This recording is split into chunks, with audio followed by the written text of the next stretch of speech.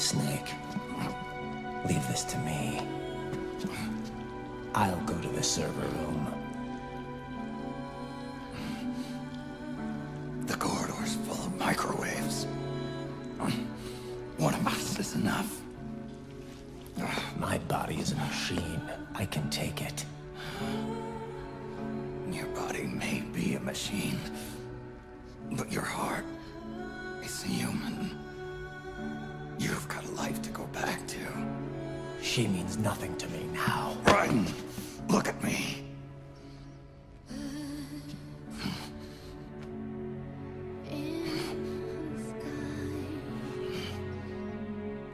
You still have your youth.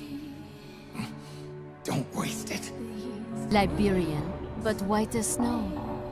A natural born killer, even as a child. That was a long time ago. I was born in Algeria myself, you know? I'm only half French. And We had our own civil war in the 90s. So you see? Cut from the same cloth, you and I. you don't know me. I lost my whole family. Everything. Like a scene from Beauty and the Beast. Don't say that. You're no beast. You're my husband. And his father.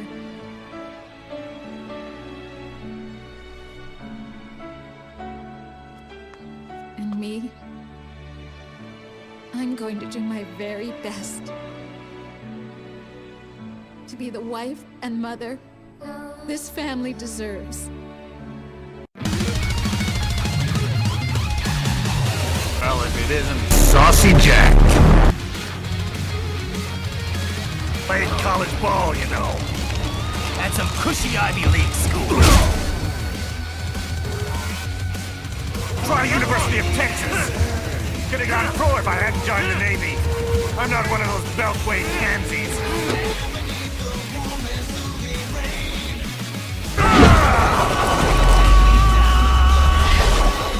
Don't put this, Senator.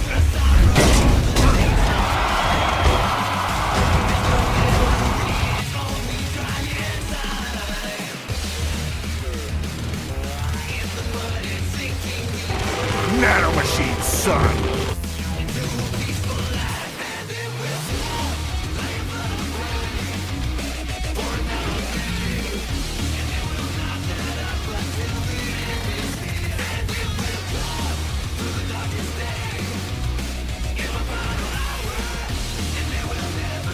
E-girls, gotcha, memes, all just petty distractions so real men can get down to business. Amogus. And as you know, American imperialism is absolutely justified because we had a black president once. That's a nice argument, Senator. Why don't you back it up with a source? My source is that I made it the f*** up. Now I see. You deny your weapon its purpose. Imagine a world, Raiden, free of cancel culture, where no one can call me out for my outlandish claims. A world where I can say the N-word. Africa's just getting a bit too peaceful. You millennial leftists who never lived one day under nuclear threat can now reflect upon your woke sky. Oh, you're saying? Give war a chance! To make quite a non-binary fuss to save the world from intercontinental ballistic tweets. So I hope you enjoyed that intro. Basically me comparing, I guess, how Raiden is often depicted in the older Metal Gear Solid games compared to the stuff he is up against and the way he's depicted in Metal Gear Rising. Now, this is a game, for some reason or another, which we're going to try and work out in this video, has absolutely exploded in popularity over the last, I'd say, maybe year and a half. And it's been played by like all the big streamers, loads of big YouTubers. I even saw that Moist Critical post like an hour and a half playthrough on his channel that has millions of views.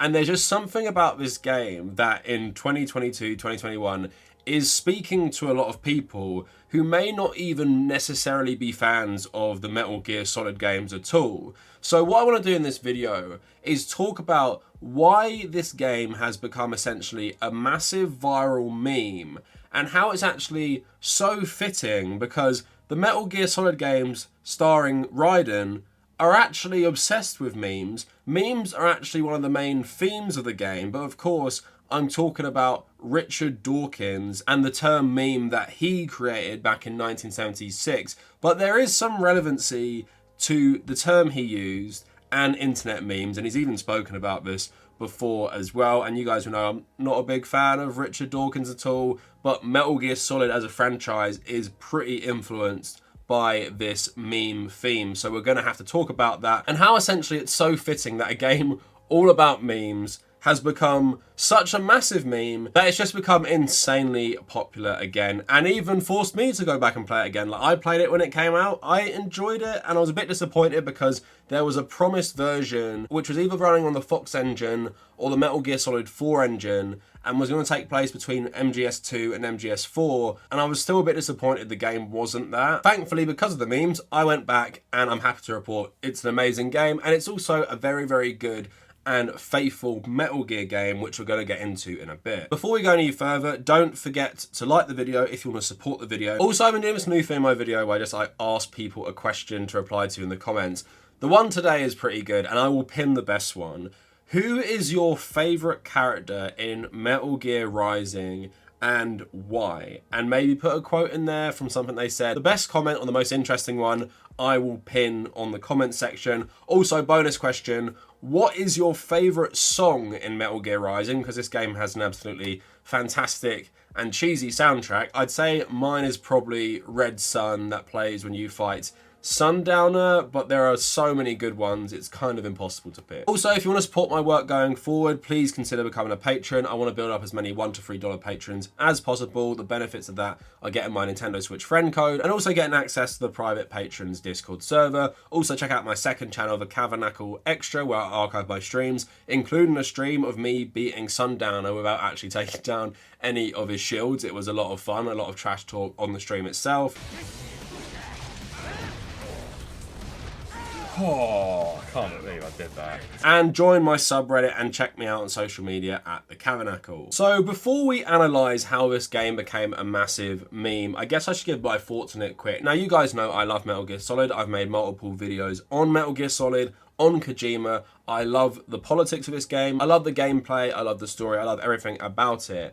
Now, Rising is not Metal Gear Solid, it's Metal Gear, just kind of like the old Metal Gear games before the three-dimensional Solid games, but I do think it fits in very, very well with the spirit of the franchise. Now, something I will say to people who maybe haven't given this game a chance and maybe think it doesn't really tie in with the wider Metal Gear universe, this game has an optional codec, and you can call the people in your codec as much as you want, and they actually have so many codec conversations. In the Armstrong boss fight, for all 3 sections of that, there are multiple conversations with every different character on the codec, right? And the game doesn't really tell you this, so I think a lot of people just do not use the codec, but there is so much there. If you want to learn about what Raiden was doing between Metal Gear Solid 2 and Metal Gear Solid 4 a bit more, because Boris, the Russian owner of the PMC you're working for, he's actually best friends with Colonel Gurlukovich, who is Olga Gurlukovich's father, who is Sonny from Metal Gear Solid 4's mother, who Raiden actually rescued from Area 51. There's stuff, obviously, with Sonny. There's stuff about Otacon. Hey, so how's Otacon?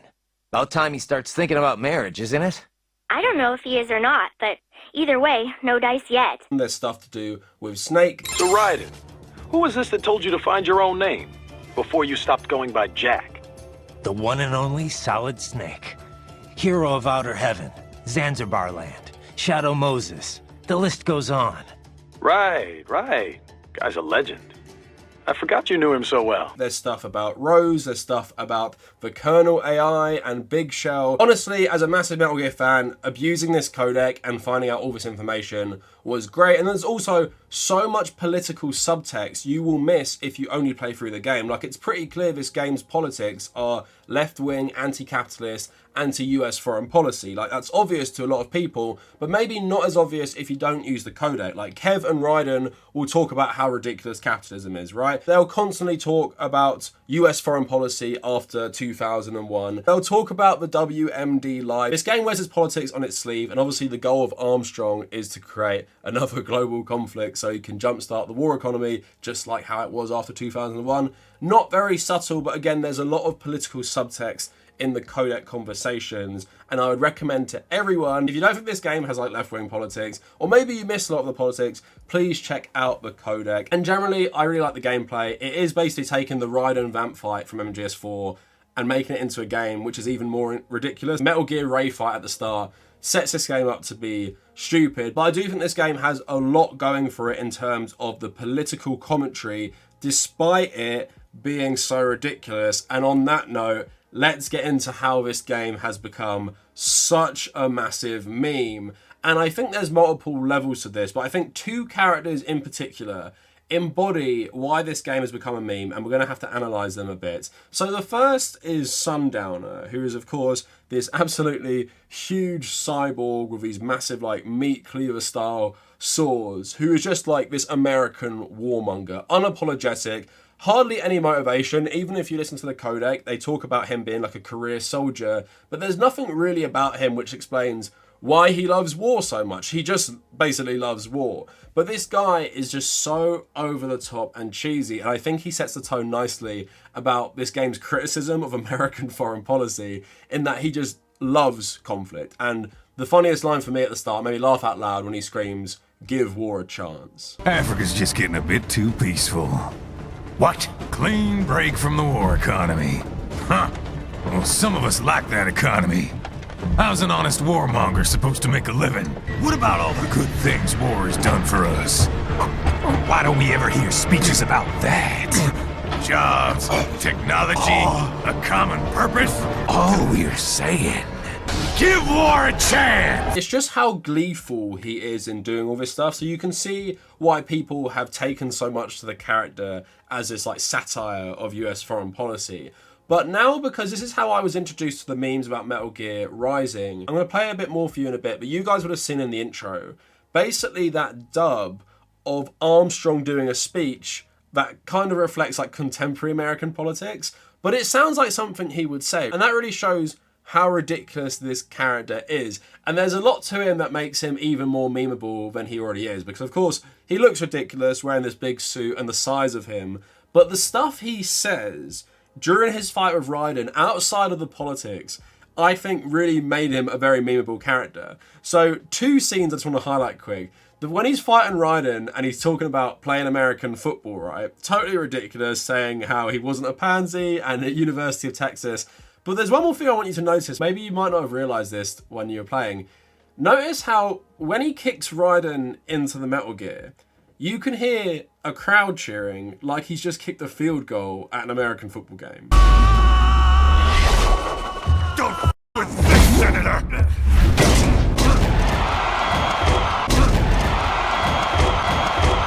Again, it's just so ridiculous and so funny.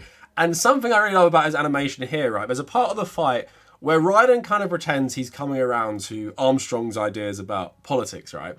So look at Armstrong's face, and something I love what he does here, he picks Raiden up and dusts him down and shakes his hand. Maybe I was wrong about you.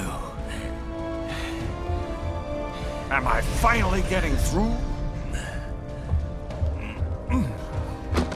I'll rid this world of pointless wars, Jack. I'll rid this world of pointless wars, Jack.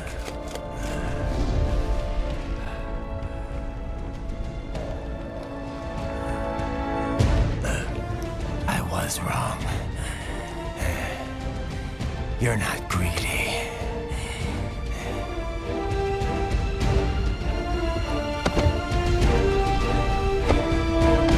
It's just the little touches like that, like he's not even antagonistic anymore, and he's like kind of basically apologizing for beating Raiden down. I absolutely love these little touches. But now let's move on to the content of what he's saying. Of course, he opens with that absolutely iconic line, Well, it isn't Saucy Jack. And then he goes on to talk about like memes, but I'm going to save that for the clip where we analyse like the meme theme in terms of Richard Dawkins stuff a bit later. But then he goes on to talk about like his ultra-libertarian ideology, and then he says, "Make America great again." I have a dream. What? That one day, every person in this nation will control their own destiny. A land of the truly free, damn it. A nation of action, not words, ruled by strength, not committee. Where the law changes to suit the individual, not the other way around. Where power and justice are back where they belong. In the hands of the people! Every man is free to think, to act for himself! America is diseased, rotten to the core. There's no saving it. We need to pull it out by the roots. Wipe the slate clean. Burn it down! And from the ashes, a new America will be born! Evolved, but unchained! The weak will be purged, and the strongest will thrive, free to live as they see fit. They'll make America great again! So an absolutely ridiculous satire of like American conservatism and American individualism. But because it's so over the top and stupid, well, he's given Raiden a beatdown with all these ridiculous fighting moves, obviously coming from a guy who's meant to be a senator and is wearing glasses. I think it's just so over the top. It makes it so ripe for memes. Now, like I said, the meme that made me realise that Metal Gear Rising is suddenly becoming really, really popular is the parody about Armstrong himself. So I'm gonna play you a little clip of it now. Well, if it isn't Sussy Jack. Bro, are you high? Let me check. Yes. High on American spirit. And there's nothing more American.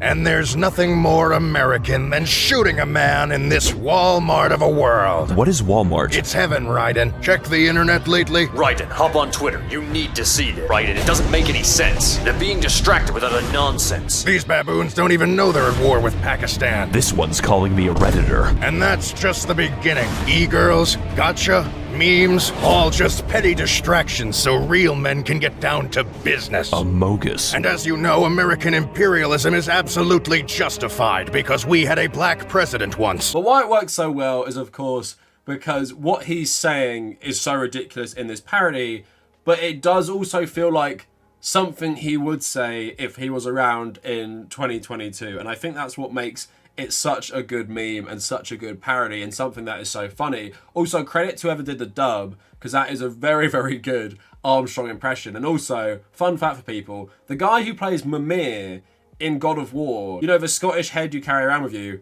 also plays Armstrong. So how's that for a bit of range for that character actor? Now, I think Sundowner and Armstrong as these two American villains in the game really emphasize to a lot of people like this game's critique, I guess, of Americanism and American foreign policy. Although I would say without the codec conversations, you might be losing a little bit of, I guess, context for the stuff they're saying, especially if you're not up to date on your politics and foreign policy and maybe history post 2001. There's of course other characters who star in the memes like Jetstream Sam and sometimes Monsoon in the way he like jumps on you and starts getting you with his knives, and also a lot of stuff with Armstrong in the way he gives Raiden a massive beatdown, like when Raiden is punching his chest like non-stop. I think there's like a 10-hour video you can go watch of that. And then obviously when Armstrong is like beating Raiden into the Metal Gear itself, I think just the whole over-the-top aesthetic of this game is ridiculous.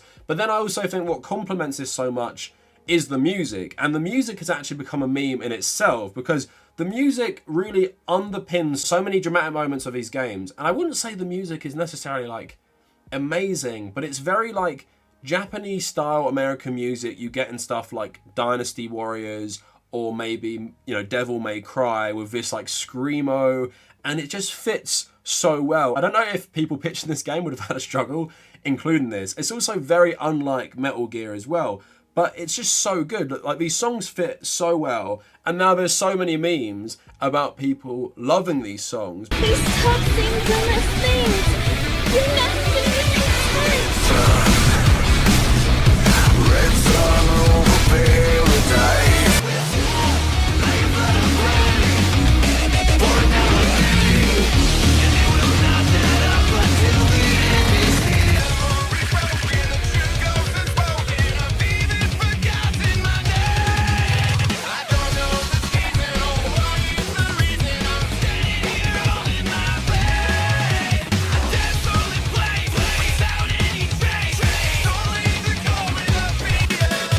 Because it's just another level to the ridiculousness of this game that makes it so endearing to so many people that people have started to share it through memes. So that is it for the internet meme part of the video, but now I want to move on to the Richard Dawkins meme part of the video, because this game talks about this a lot. So does Metal Gear Solid 2, so does a lot of Metal Gear Solid games. So I want to go into it. So before we watch the clips of Monsoon and the clips of Armstrong talking about memes, I think we should establish what I'm talking about when I'm saying Richard Dawkins' memes. And also the game actually directly references Richard Dawkins in the codec conversations. The concept of memes was first proposed by Richard Dawkins in a book called The Selfish Gene. Dawkins, a biologist, stated that even if the actions of a living thing appear to be altruistic, each of its genes is still engaging in selfish behavior, purely as a matter of survival. He went on to define memes as a different kind of self-replicating unit. Again, like I'm saying, a lot of the subtext is in the codec, not the actual gameplay and traditional narrative. So I just want to read you quickly what these memes are and what Richard Dawkins thinks of internet memes in contrast to the phrase he coined. So on Britannica, Dawkins conceived of memes as the cultural parallel to biological genes and considered them in a manner similar to selfish genes, as being in control of their own reproduction and thus serving their own ends. Understood in those terms, memes carry information, are replicated, and are transmitted from one person to another, and they have the ability to evolve, mutate at random, and undergo natural selection with or without impacts on human fitness, reproduction, and survival. The concept of the meme, however, remains largely theoretical. It is also controversial given the notion of selfishness and the application of the concept to the evolution of cultures which form the basis for the field of memetics. Within a culture, memes can take a variety of forms, such as an idea, a skill, a behavior, a phrase, or a particular fashion. The replication and transmission of a meme occurs when one person copies a unit of cultural information comprising a meme from another person. The process of transmission is carried out primarily by means of verbal, visual, or electronic communication, ranging from books and conversation to television, email, or the internet.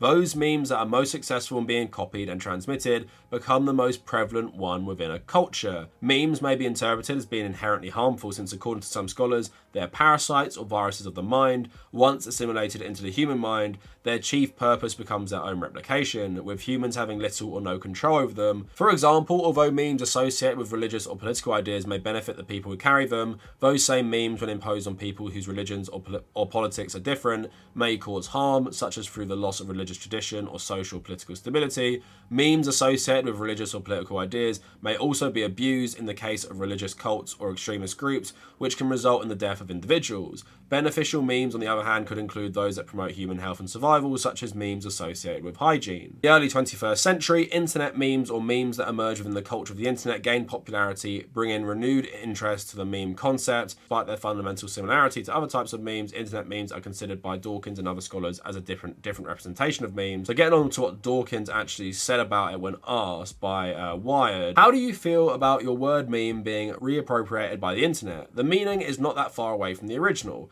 If it's anything that goes viral, in the original introduction to the word meme in the last chapter of The Selfish Gene, I did actually use the metaphor of a virus. So when anybody talks about something going viral on the internet, that is exactly what a meme is, and it looks as though the word has been appropriated for a subset of that. Do you see many internet memes? I suppose I do. It's viral. I get infected by viruses as much as anyone else, so yes, I pick them up from time to time. So I do find the parallel between his version of memes and internet memes to be quite interesting, because of course, although he says like you can alter internet memes often start as one thing and they're often adopted by different groups and used for other things. Like many memes start in like 4chan subcultures, but then get adopted by larger subcultures and used again and again and then become completely different. Now, in terms of political memes, you can think of lots of different things to do with like America especially, and we're going to get into that because Armstrong talks about this, like American exceptionism. America seemingly being like the best nation on earth, and how different generations think about this, different generations repeat this, and how it kind of gets embedded in people's minds. It's not just America, like this article also said, religions and different political ideologies. It's something that spreads and often mutates and changes its meaning, but you can kind of see a through line, for example, from the American exceptionism of, I guess, the founding of America and the American exceptionism of today, despite the fact there are a lot of differences there. And you have someone like Ronald Reagan say something about America being a shining city on the hill, and then you have someone like Obama also saying this, so that's a meme right there. A meme that's been repeated through the decades, but might actually have a different meaning between these two people. Now, to start with how memes are handled in the game, I want to talk about the start of Armstrong's speech, where he references these memes and talks about America's own memes. America's wanted this war for years. The Patriots, they knew war was good for the economy. 4 years later, their legacy lingers on. The memes. They left us their great isms. Nationalism, unilateralism, materialism. Welcome maxims for those with no faith, without guiding principles of their own. Give yourself up to the whole. No need to better yourself. You're American. You're number one. The Patriots planted the seed. We don't need them around to filter and foster their memes any longer. We're spreading them just fine ourselves. Every American man, woman, and child. We're all sons of a Patriots now! So just if you're unfamiliar with Metal Gear Solid lore, when he talks about the Sons of the Patriots and he talks about the Patriots are essentially a group of AI that in the background control the world and spread stuff through memes. And like he says, they gave them the memes, but then they can spread them themselves, like materialism and nationalism and all these different isms, including American exceptionism. Like he says, you're American, you're number one. And this game is a lot about manipulation. So of course, all the Metal Gear Solid games are about manipulation in some form, but what Armstrong is doing in this game is try and manipulate people into supporting a new war. And you could see in the internet bit of that as well, it's saying like Pakistan is part of the axis of evil. Again, you can maybe consider that a meme as well, because they're using something from the past, the Axis in World War II, and applying it to a group of people they don't like, and then it gets embedded into, I guess, the social consciousness of America. How many Americans supported all these wars after 2001? Most Americans did. How much do these memes like manipulate people to support these wars? You could argue a fair bit. Now, part of the game that actually references Richard Dawkins explicitly in the codec is just when you're fighting Monsoon, who also talks about memes, and this is what people reference a lot when they talk about Metal Gear Rising's like actual memes. Yes, you aren't the only one to grow up and kill the war is a cruel parent, but an effective teacher.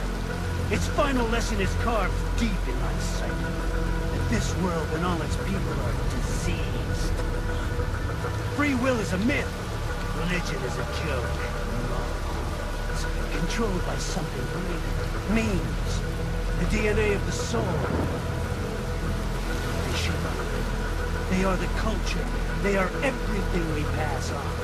Expose someone to anger long enough, they learn to hate. They become a carrier. Envy, greed, despair. All memes. All last. How about yours? Is that a meme? You can't fight nature, Jack. Wind blows, rain falls, and the strong prey upon the weak. Sam tells me you see your weapon as a tool. Something that saves lives, a means of justice. Now there's a pretty meme. Exquisite. It spared you the burden of all the lives you've taken. Absolved you of guilt when you enjoyed it. So the meme that Armstrong and Monsoon both believe in is that the strong should rule the weak, and it's something that Monsoon says he learned from growing up in Cambodia under the Khmer Rouge, while a meme Raiden uses to convince himself that all the people he kills deserve it is basically saying his sword is a tool of justice, and like it says in the game, one sword out like keeps another in the sheath. These are how like actual Richard Dawkins memes influence the plot of Metal Gear Solid Rising thematically. In that, it explains a lot of the motivations of the character, how they convince themselves to do things, and basically how they can manipulate people to achieve their own goals. Because Raiden as a character was constantly manipulated by other people through memes and through an ideology that he never really had any say over. And then he is finally free in Metal Gear Rising, and he's trying to like forge his own path and try and like leave something behind, but then he has his whole ideology kind of like blown up in his face by characters like Monsoon and Armstrong. But like Armstrong also says, the Patriots used to manipulate everyone through memes as well. And while Metal Gear Rising's internet memes do not manipulate people, they do ensure that a lot of the messages of the game will be passed on. Like I was saying, this game has a very like left-wing, anti-capitalist, anti-US foreign policy message. And if this game influences me so much, am I passing on the memes of the game itself? It's all like really, really meta when you come to think about it. But I guess that is it for the video. I've really enjoyed Metal Gear Rising, and I'm not going to stop talking about it if this video does relatively well, because I want to make at least one more video, which I will do regardless, maybe 2 more videos on the politics of this game, and I want to do one focusing on US foreign policy specifically, and then one focusing on like the ideology and some of the anti-capitalist stuff in the game. Let me know what you guys think down in the comments. But that is it for the memes of Metal Gear Rising. Let me know what you guys think. Follow me on social media at the Kavernacle. Check out my Patreon, check out my subreddit, and if you made it this far, thank you for watching.